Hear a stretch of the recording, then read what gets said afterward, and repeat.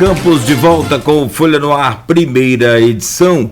Antes de voltarmos aqui à entrevista com o diretor da UF Campos, o professor Roberto Rosendo, deixa eu só fazer um apelo aqui a quem está nos ouvindo e caso queira e possa ajudar, ao albergue aqui da Saldanha Marinho 189, está precisando de doações, de colaboração aí dos gêneros alimentícios de primeira necessidade. Então, se você puder colaborar, não importa a quantidade, é arroz, feijão, óleo, macarrão, fubá, essas coisas todas, leite, biscoitos, enfim, é na rua Saldanha Marinho 189, ali perto do Trianon, ali nos fundos do Trianon praticamente, de 14 às 17 horas com a neinha identificando que a doação é para o albergue. São 8 horas e 10 minutos, eu chamo Arnaldo Neto então, e nesse bloco tem as adaptações aí em 2020 e o calendário acadêmico de 2021, Arnaldo, e tem a participação da Jô Sequeira também aí no Face. Voltamos com você, Arnaldo. Pode começar com você então, com a participação da Jô, então, que é ainda relacionada à obra. Ainda tem uma pergunta relacionada à obra antes de a gente passar para a questão do pandemia e a condução da educação. Então tá, a Jô Sequeira postou aqui no stream, no Face, um bom dia, professor Roberto Rosendo, uma grande conquista no campo da educação, mas, cadê aqui que eu também pulei aqui, meu pai, parece que entrou aqui desculpa, mas, como vizinha ao prédio, tenho acompanhado que quando chove a rua alaga, coisa que não acontecia. Então existe na obra, alguma rede de galeria pluvial ou rede de galerias pluviais para atender essa demanda que surgiu aí? Bom, quero agradecer aqui a pergunta da ouvinte Jô Sequeira, é uma pergunta importante. Eu vou falar um pouquinho dentro da área. Embora não seja um arquiteto, eu trabalho num curso que tem arquitetos, curso de desenvolvimento regional, que mexe com a questão do urbanismo. Então, de vez em quando eu ouço lá um arquiteto falar e tal, a gente participa de algumas reuniões. O que acontece, Jô, é que com o advento das cidades, aquele terreno tradicionalmente sem calçamento, sem pavimentação, ele passa a ser pavimentado. Então, aquela área, por exemplo, que nós temos ali, na 15 de novembro, onde estão sendo construídos os 2 blocos, é uma área, eu estou falando só exclusivamente da área dos blocos, é uma área já que ela já tem concreto, concretado. Então, você diminui a área de infiltração.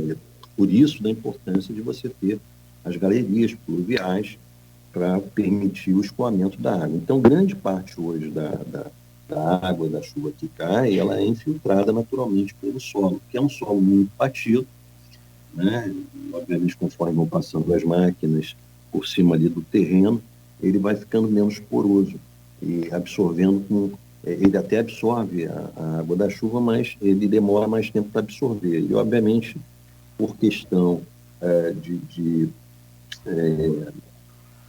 vamos dizer assim, a água ela vai procurar naturalmente o local mais baixo. E aí pode realmente ter aí uma situação de inundação. Eu vou procurar saber, e depois eu respondo, passo aí para o Cláudio, você poderá me ligar e buscar essa informação, ou mesmo conosco aqui na UF, com relação às galerias pluviais. Eu acredito que isso esteja previsto no termo de referência, que é o planejamento executivo da obra, mas ainda não tivemos tempo de fazer essa parte. As obras estão sendo retomadas agora. E, certamente, a partir dessas galerias pluviais, esse fenômeno que você identificou, Ju, provavelmente vai ser resolvido. Mas eu estou falando aqui hipótese, porque eu não tenho essa informação no momento. Mas, com certeza, aí do ponto de vista da certeza, do ponto de vista do projeto de engenharia, estão previstas as galerias pluviais dentro da obra. Rosendo, ainda a pergunta de ouvinte aqui, a Nilce Barcelos. Bom dia para todos. Gostaria de saber quais as possibilidades da UF abrir uma extensão universitária aqui em São João da Barra, o que beneficiaria muito os jovens, bem como a economia, pois muitos de fora viriam para cá estudar, morar e gastar no comércio. O IFE tem feito essa extensão dos municípios aqui da região do Norte Fluminense. No caso da UF, você falou que ela já está localizada em alguns municípios. Aqui para a região Norte Fluminense, há algum planejamento de extensão, aproveitando a pergunta da Nias, para algum outro município sem ser Campos? Pois é, Arnaldo, essa é uma questão que é extremamente delicada. A UF tem esse papel enquanto Universidade Federal. O IFE, Instituto Federal Fluminense, ele também avançou para graduações, né? Não só tecnológicas, tinha uma perspectiva, né, no ensino médio, é uma instituição extremamente tradicional, né, secular já na nossa cidade, e o IFE tem a sua reitoria aqui no Norte Fluminense, o que facilita essas ações de expansão dentro da região. Inclusive, eu mando aqui um abraço ao professor Jefferson Manhães, que é muito meu amigo, né, pelo excelente trabalho que ele tem feito à frente do IFE como reitor. Já é um pouco mais delicado nessa situação para nós aqui. Nós somos uma extensão de Niterói. A UF Campus é um campus avançado de Niterói. Então, quer dizer, esse novo campus que nós estamos fazendo é para atender à expansão do Reúne. Ele não surge como uma expansão da expansão aqui em Campos, só para deixar isso claro. Ele surge como uma necessidade para a alocação dos nossos alunos que cresceram muito e que não poderiam, né, ser comportados ali dentro daquele campus. Mas, obviamente, nós pensamos, né, para o futuro, né, no estreitamento de relações com outros municípios. Esse é o papel da universidade. E se nós temos, por exemplo, em Pádua, nós temos um campus em Pádua. Nós temos em Macaé, a UF em Macaé. Nós temos em Rio das Ostras. Nós temos em Campos dos Goytacazes. Por que não pensarmos em São João da Barra? É uma questão que envolve estudo de demanda, de necessidades e, obviamente, a questão da infraestrutura. Por quê? Porque nós precisamos crescer, mas precisamos crescer também com a certeza de que poderemos ser autossustentáveis. E nós temos um problema sério e grave no país hoje, que são os recursos que estão sendo destinados pelo governo federal para a manutenção das universidades federais. A cada ano que passa, os recursos são mitigados, são reduzidos drasticamente. Sobretudo os recursos de capital, que são os recursos para fazermos manutenção de infraestrutura. Você constrói um prédio, não faz a manutenção, ele se acaba. Então, isso é uma situação muito delicada, tem que ser discutido, inclusive, no plano nacional.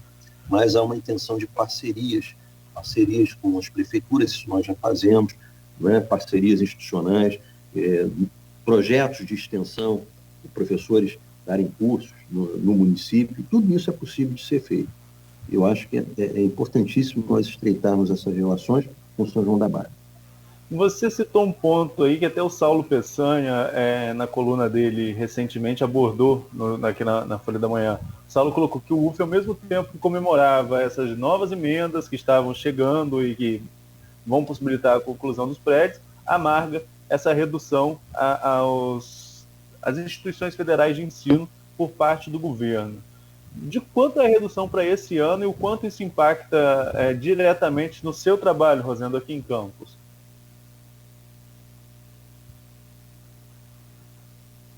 Não sei se a gente perdeu a conexão mais uma vez com o Rosendo, Nogueira. Você consegue pode ser alguma... Pode ser também... não sei bem que ele está no smartphone, mas, né, não está liberado. Internet mesmo. Enquanto isso, a gente aguarda aqui só o restabelecimento do sinal para seguir conversando com o Roberto Rosendo, ele respondendo a você aí sobre essa última questão. Depois você repete aí a pergunta, mas acho que dessa vez foi... ele saiu aqui. Eu acho que ele não chegou nem a ouvir a pergunta, né? Mas é uma questão que sempre está em discussão, essa questão do repasse aos institutos federais, às universidades federais, aos órgãos de educação ligados ao governo federal, porque há uma redução constante, e nós estamos falando de um período ainda mais complicado, um período de pandemia, em que o governo também sofre com quedas de arrecadação. Você mesmo pontuou lá no seu Instagram, e depois o Cristiano replicou no blog Ponto de Vista, que o presidente do CDL falou que é uma raridade hoje você ter uma empresa com todos os impostos em dias. Isso acarreta também na arrecadação do governo federal e, consequentemente, dos governos estaduais e municipais, Então, assim, tem toda uma questão econômica por trás disso. Embora já abordamos isso no Brasil há muitos anos e não se há dúvida quanto a isso, dinheiro na educação não é gasto, dinheiro na educação é investimento. O Rosendo consegue ouvir a gente agora? Sim, Arnaldo. Rosendo, eu Perdoe-me. falava, acontece nas grandes emissoras de TV, imagino com a gente no interior, né?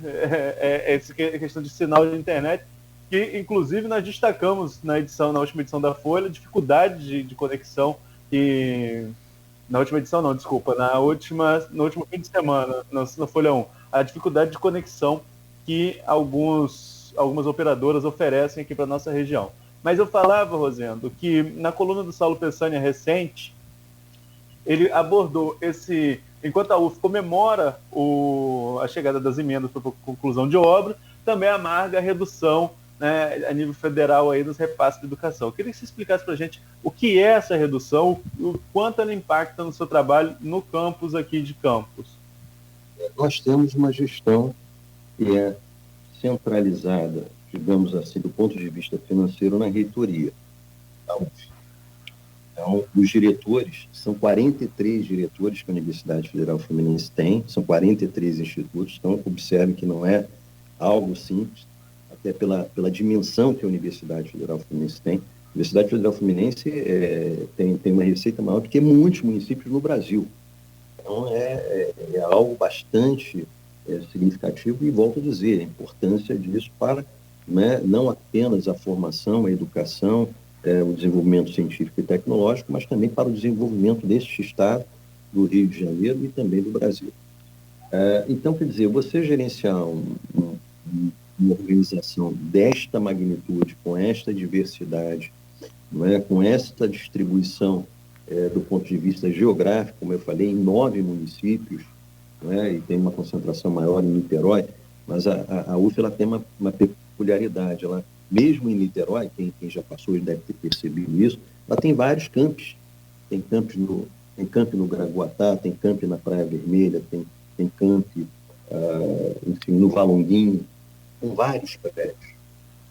Então, é algo bastante delicado. E aí, como é que isso impacta? Respondendo diretamente, Arnaldo, a sua pergunta. Nós temos uma receita para as universidades, que é definida na lei orçamentária anual, que é dividida em duas partes.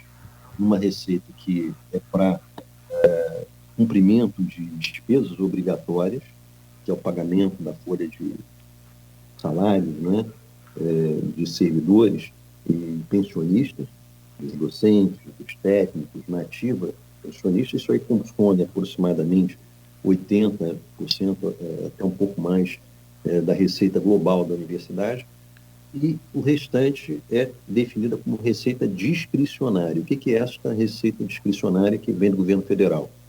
É aquela que permite ao reitor fazer o custeio da universidade, pagar prestadores de serviços, que grande parte dos nossos serviços foram terceirizados, até por uma lógica estrutural do próprio governo ao longo, né, das últimas décadas. Permite-nos, por exemplo, fazer obras, aquela, né, distinção que eu falei, né, que aí você tem uma receita discricionária que é subdividida em custeio e capital. Então, custeio é para pagar energia, água, limpeza, transporte, e o capital para você manter, para você, né, fazer obras, construir um prédio. A questão é que, há mais de 10 anos, a nossa receita discricionária, a parte que diz respeito ao capital, corresponde a 5% e menos do que essa receita discricionária. Ou seja, a gente não tem, a universidade hoje não tem condições de investir na construção de um prédio. E sequer tem tido as condições de manter estruturalmente esses prédios. Daí a necessidade de nós buscarmos por outros meios, como é o caso das emendas de bancada. Senão nós não terminaríamos aquela obra lá na 15 de novembro. Isso é um fato, né? Cada essa questão estrutural, institucional que está posta hoje pelas universidades. Agora, para além da questão de nós já termos historicamente uma redução nessa receita discricionária, capital e custeio, sobretudo em capital, né? Essa é uma razão também que nos impede de nós construirmos novos prédios, porque depois nós não temos como mantê-lo. Nós ficamos dependentes de buscar a receita fora para manter o prédio.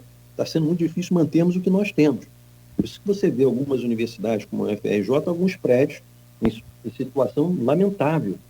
O reitor não tem o recurso, e esses recursos são carimbados. Você não pode tirar recurso de custeio para jogar em capital, para fazer manutenção. Custeio é custeio, capital é capital. Então, o que acontece? Nós recebemos a notícia que, neste ano, né, para 2021, provavelmente, e há uma briga ainda no Congresso Nacional, busca-se reverter isso, uma redução entre 15% e 25%, talvez até 30%, das receitas discricionárias das universidades. Numa situação de pandemia, numa situação, né, caótica, onde a universidade tem um papel inclusivo, grande parte dessas receitas, recursos do PNAES, inclusive, são para bolsas de alunos, para mantermos, né, as políticas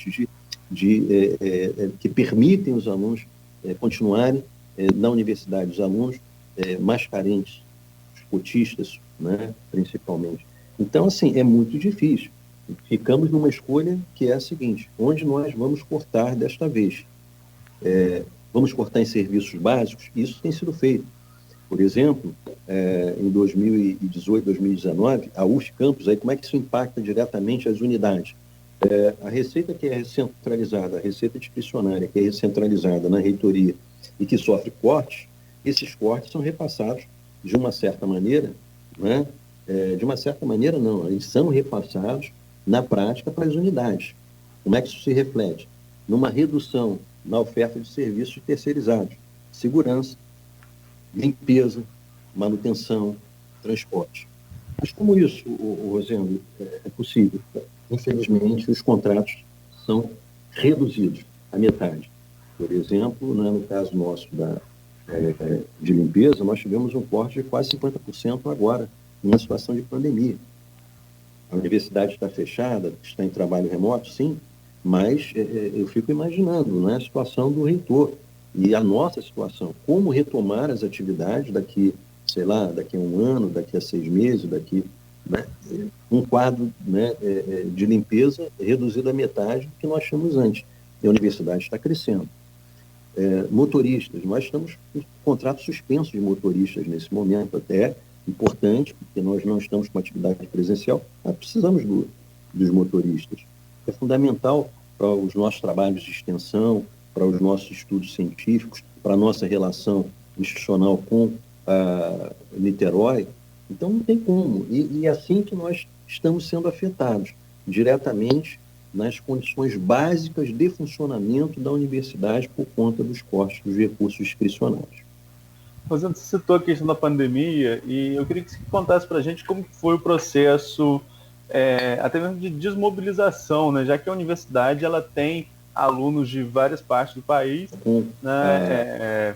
Podem acessar a universidade, todos podem acessar a universidade concorrendo pelo Enem, e muita gente vem para campus estudar, a gente sabe disso não só na UF, como no polo universitário que nós temos aqui, de instituições públicas, enfim. Como que foi esse processo com a pandemia?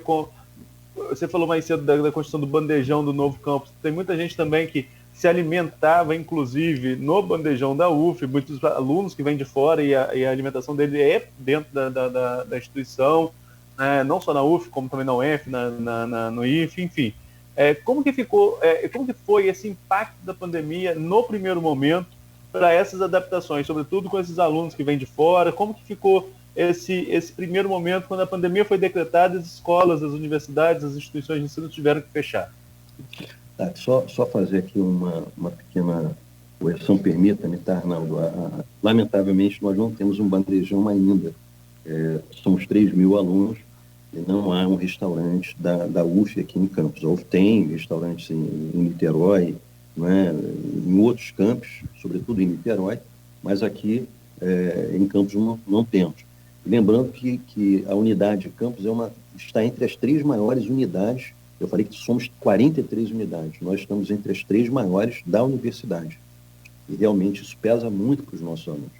E daí a importância que nós temos o restaurante popular, né? Que os nossos alunos, grande parte dos nossos alunos se alimentavam no restaurante popular.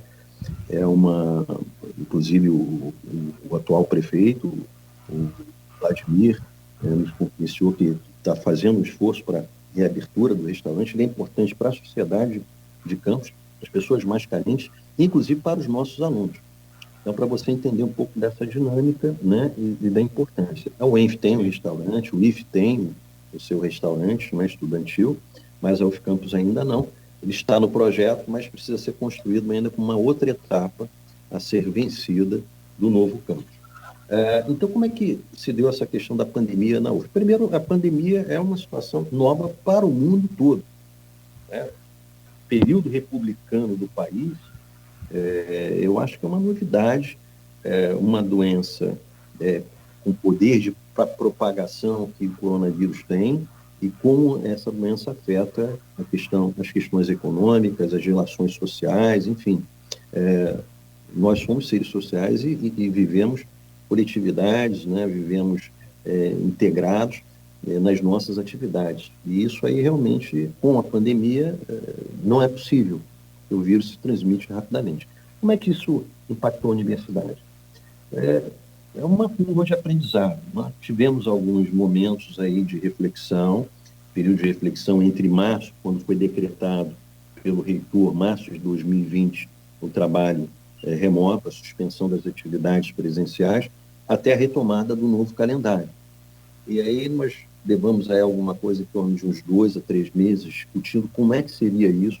Havia uma discussão favorável ao ensino remoto, uma outra não tão favorável, como é que isso iria impactar a qualidade do ensino. Então foi algo complexo, não foi simples, mas felizmente o nosso Conselho de Ensino e Pesquisa, o CPEX, que tem como presidente o reitor, né, ele definiu que era preciso fazer inicialmente um período de transição, que foram as atividades acadêmicas emergenciais, ou seja, garantir que os alunos que estavam para se formar pudessem fazer num período mais curto de tempo, em condição excepcional, inclusive foi garantida por uma legislação do MEC, essa excepcionalidade, né, você diminuir o tempo para apresentar os conteúdos em função da pandemia. Isso foi adaptado. Os alunos que estavam para se formar entraram nesse período de ajustes, né? Isso aí foi março, abril, maio, né? Maio, junho, e por aí, né? Maio a início de junho. E aí entramos com a aprovação do período letivo de 2020. Período letivo de 2020, primeiro período foi de 14 de setembro de 2020 a 15 de 12 de 2020. Né? Ele veio depois desse período de ajuste das atividades acadêmicas emergenciais para os alunos que estavam já se formando e precisavam cumprir aqueles créditos para se formar. E agora nós estamos fechando o segundo período letivo de 2020, que começou no dia 1º de fevereiro de 2021, tá certo? E vai até 10 de maio de 2021. E já temos o calendário letivo de 2021. Calendário letivo de 2021, o primeiro semestre, nós temos o calendário 2 semestres, primeiro e o segundo. Primeiro semestre letivo de 2021 vai começar em 14 de junho de 2021 e vai até 13 de julho de 2021. 14 de junho de 2021, né? E o segundo começa 21 de 10 de 2021 até 19 de 11 de 2021. A gente, é essa perspectiva que está traçada nesse momento, né, dentro dessa lógica do ensino remoto, de um período mais curto, que não é como eram os períodos, né, nas atividades presenciais, que eram mais longos, de 4 a 5 meses, em média, né, chegando a 6 meses, para você terminar o período. Então, é nessa perspectiva aí que nós estamos caminhando. Situações precárias. Sim. Eu gostaria de abordar uma questão. O ensino remoto ele requer acesso à internet, que nós já falamos várias vezes sobre dificuldades até de acesso aqui na cidade, sobretudo nessas redes móveis, né, de operadoras de telefonias móveis. Mas, enfim, e o aluno? A UENF, por exemplo, criou um programa de distribuição de tablets e chips. Em São João da Barra isso aconteceu também com o ensino fundamental, a Prefeitura de São João da Barra teve essa preocupação também. No seu caso, da UF, você enfrenta algum tipo de problema com isso? Aluno que não tem acesso à internet? Há alguma alternativa ou algum auxílio nesse sentido? Sim, eu quero dizer, Arnaldo, que eu me sinto uma pessoa, um gestor, não é, de uma instituição pública privilegiado. E aí eu quero dar os créditos disso à gestão da reitoria. Então, houve uma preocupação muito grande por parte do atual reitor, né, que é o líder. Obviamente, isso aí é um trabalho de equipe, envolve outros professores, nas políticas que são traçadas para poder resolver os problemas, que são problemas que surgiram assim, não é, de uma hora para outra. A questão da pandemia, e você tem que dar soluções. A universidade não pode parar. É uma exigência não só dos nossos alunos, mas da sociedade, os pais, a formação dos alunos. Isso compromete a vida de muita gente.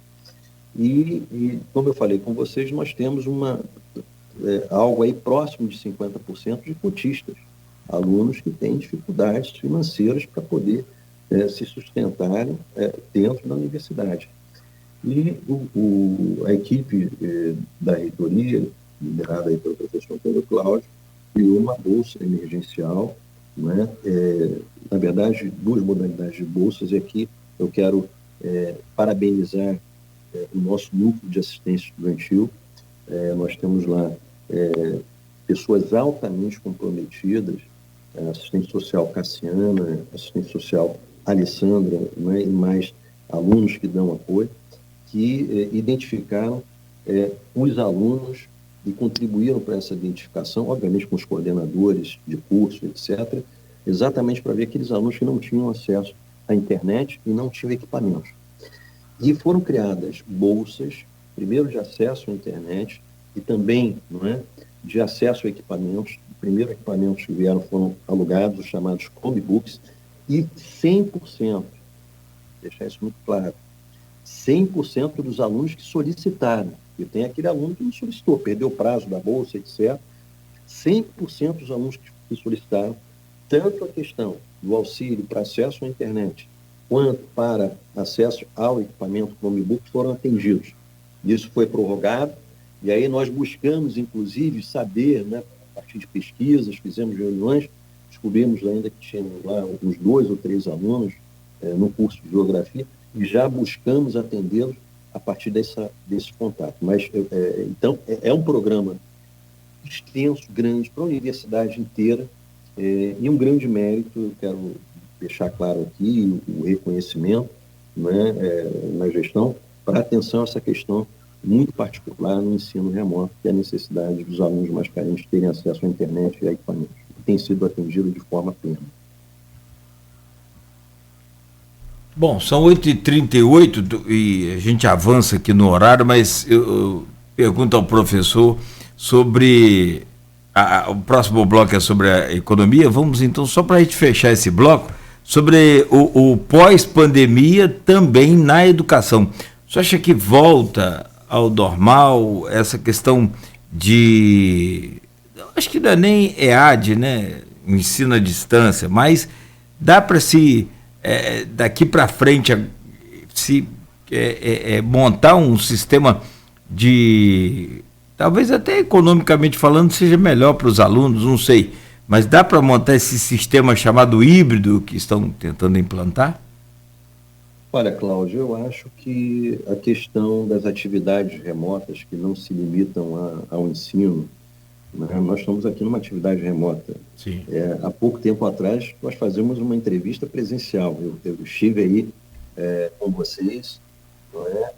Sabemos aí, com a Luiz, com o Jorge Coutinho, fazendo entrevista. Você vê agora que a nossa entrevista é feita remotamente. Sim. Então, quer dizer, essa lógica do ensino remoto, né, das atividades laborais que são executadas remotamente, inclusive aulas, né, e outros diversos segmentos da economia, eu acho que isso veio para ficar claro, e quando nós retomarmos o trabalho presencial, muita coisa vai mudar, algumas atividades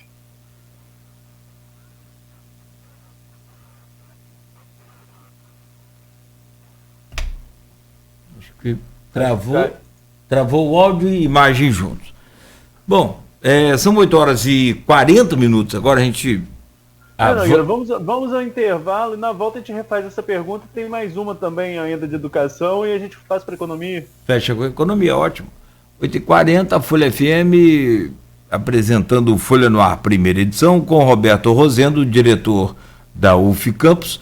Faz uma pausa rápida aqui e voltamos em instantes, né, no oferecimento dos laboratórios Plínio Bacelar, Clínica Proteus e Dedumas Baterias. Sua conta de luz pode